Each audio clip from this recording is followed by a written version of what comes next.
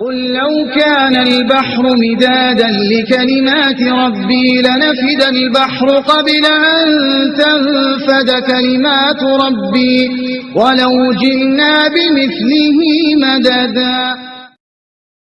يا أيها الذين آمنوا كتب عليكم الصيام كما كتب على الذين من قبلكم لعلكم تتقون أياما معدودات فمن كان منكم مريضا أو على سفر فعدة من أيام أخر وعلى الذين يطيقونه فدية طعام مسكين فمن تطوع خيرا فهو خير له وأن تصوموا خير لكم إن كنتم تعلمون.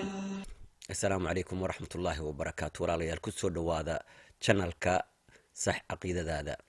walaalyaal moogtiin inay jiraan aayado badan oo wadaadadu si qalada inoogu fasirayaan ama hadday doonaanba si qalloocan inoogu fasirayaan si aanad u ogaan macnaha aayadda runta ah ee ay aayaddu ku socoto. aayadahaas oo ay rabaan inay manhajka ay aaminsan yihiin ama ay taabacsan yihiin inay ku saxaan oo aayadda asalkeedii macnaheedii bedelayaan si ay manhajkooda iyo madhabkooda ay ula mid noqoto oo ay ula heshiiso. bal aynu dhageysano aynu ku celcelino aayaddan aynu maanta ka hadlayno waxa ina leedahay. وعلى الذين يطيقونه فدية طعام مسكين فمن تطوع خيرا فهو خير له وأن تصوموا خير لكم إن كنتم تعلمون. وعلى الذين يطيقونه فدية طعام مسكين فمن تطوع خيرا فهو خير له وأن تصوموا خير لكم إن كنتم تعلمون. walaalyaal aynu isla eegno sida ay wadaadada carabtu aayadan u fasirayaan oo ay fasiraadooda hadba mar u bedelayaan. daawasho wanaagsan. عايزين تفسير للآية الكريمة وعلى الذين يطيقونه فدية طعام إلى آخر فدية. الآية. نعم هي هذه الآية فيها رأيين في تفسيرها. في الرأي الأول بيقول أن هذه الآية نزلت في صدر الإسلام ثم نسخت. كان في صدر الإسلام الصيام اختياري، إما أنك تصومي وإما أنك بدال الصيام. ده كان أول ما نزل الصيام ده يعني؟ في أول الأمر. وقيل لا، إنها آية محكمة وليست منسوخة ولا شيء، وإنها في حق الشيخ الكبير اللي يبقى قادر على الصيام ولكن بشيء من المشقة، فهو عنده إطاقة للصيام مش عاجز، لكنه يصوم ويقدر ويتعب مع الصيام، فأنت تسمى مطيق. فيا أيها المطيق لك رخصة أن تفطر، ولكن إذا أفطرت أخرج إطعام مسكين عن كل يوم، اللي هي نعم. فدية الصيام. نعم، بس في الآية ما فيش توضيح إن هو شيخ كبير يا مولانا. معلش أنا آسفة إني بسأل لا الأسئلة لا دي بس مفيش عشان في حاجة. ناس بتفكر هو كده. السؤال مرحب بيه على كل حال. نعم. وعلى الذين يطيقونه فدية طعام مسكين. احنا ما بنيجي نفسر القرآن بنفسر القرآن إما تفسير القرآن بالقرآن أو تفسير القرآن بالسنة أو تفسير القرآن بأقوال من نزل القرآن في عليهم وفيهم، فهم أدرى الناس بمقاصده.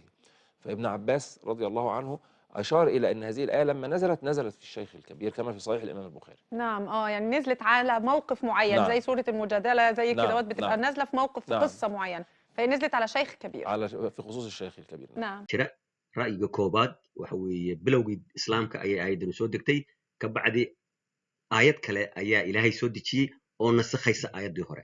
cilmiga naasikh wal mansuukh waa cilmi ahli sunna ay aaminsan yihiin. waxa weeye aayad quraanka ku qoran ayaa aayad kale ay soo degaysaa, tii horena masaxaysaa, xukunkeedii baabi'inaysaa. waa cilmi ay iyagu samaysteen, marka shaqo kuma lihin. dib u soo noqonaya wadaadku wuxuu odhanayaa aayaddan waxa weeye aayad min aayaat almuxkamaat. dhibaatada ma jirtaana aayatul muxkamaad lama nasakho, ilaahay ma nasakho, say u soo degtay ayaa quraanka ugu jirtaa, xukunkeedina loo fuliyaa.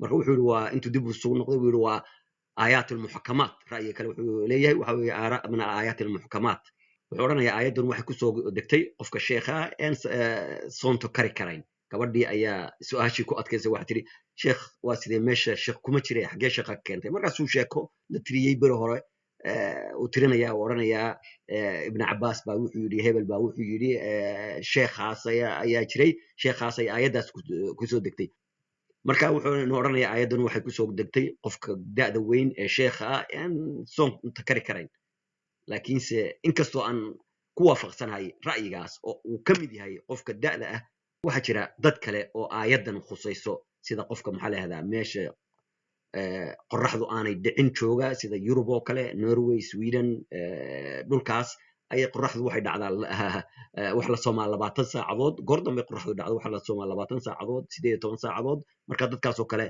itcaam miskiin qof miskiina ayaa maxaa la yiraahdaa inta la siin karaa waxa kale oo jira dadka ka shaqeeya dhulka kuleelka sida khaliishka oo kale waa dhul aad iyo aad kulul 12 saacadood 14 saacadood 16 saacadood bay shaqeeyaan marka soonkii ma xamili karaan way soomi karaan dad dhalinyaro oo caafimaad qaba noqon karaan laakiin soomkii aad u dhibaatay weyn yahay marka soomaan marka dadkaas oo kale waa laga cafinayaa qof miskiina ayay siinayaan cunto sida aayadu ina leedahay marka aayadu ma khusayso qofka sheekha ay waxay khusaysaa qof kasta oo kari kara soonka oo laakiin ay dhibaato ku tahay waman yutiquunahu waa dadka kari kara waman yutiquunahu fidyatun ayu ilaahay yiri qofka kari kara waa inuu maxaa leeyahay qof miskiina cunto siiya xitaa uu xadiday fidyadan waxay tahay waa qof miskiina cunto siiya لو أنزلنا هذا القرآن على جبل لرأيته خاشعا متصدعا من خشية الله